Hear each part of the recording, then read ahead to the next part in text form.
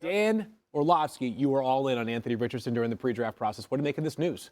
Absolutely the right decision. Okay. Number one, I don't think the Colts are going to be contenders this year. Okay, so let's get him on the field because the only way for him to gain experience is actually play. Do not be San Francisco with Trey Lance. Yeah. That's part of this conversation. Number two, figure out what he is. What's he good at? What's he struggle with? What do we have to get around him for the future? That's going to be another part of it. The most interesting aspect for me following along with this is how many times are they going to run him? If we look at some of the mobile quarterbacks that have been used in the past couple of years, runner-wise, in their first year of starting quarterbacks, I think 2019 Josh Allen had 109 carries. Yeah. In 2019, Lamar Jackson had 176 carries. Jalen Hurts in 2021 had 139.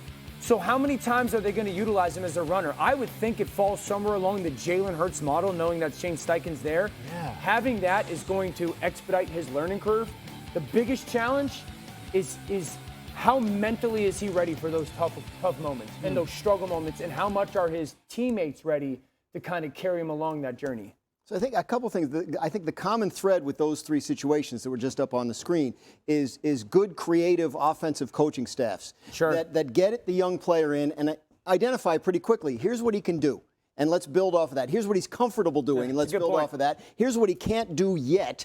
Let's find a way to work on that while we lean on the stuff that makes him comfortable. And I think you'll see that. But I think the key with Anthony Richardson, and talking to people there with the Colts after the preseason game the other day, the word poise kept coming. You've played the position. Are you better off playing out of the game or resting? That's all individually. Sitting. That's dependent on the individual. I think in this case, he is better because he has to play.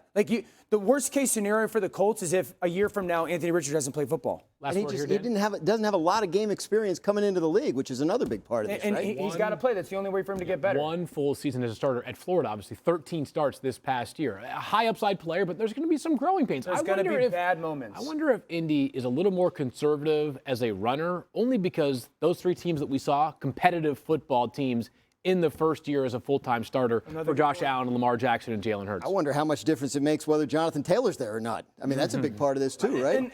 The last thing I'd say in this, it's going to be attached and tied to how good does Michael Pittman Jr. play this year, and what step does Alec Pierce play? If those two players take relatively good leaps, I don't think it's going to be a bad situation. I think that there's a chance for a high level of success. Yeah, I think if you're starting Anthony Richardson, you have an eye on the future more than you do this season. Totally agree.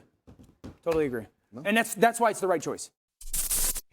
Thank you for watching ESPN on YouTube. For live streaming sports and premium content, subscribe to ESPN+.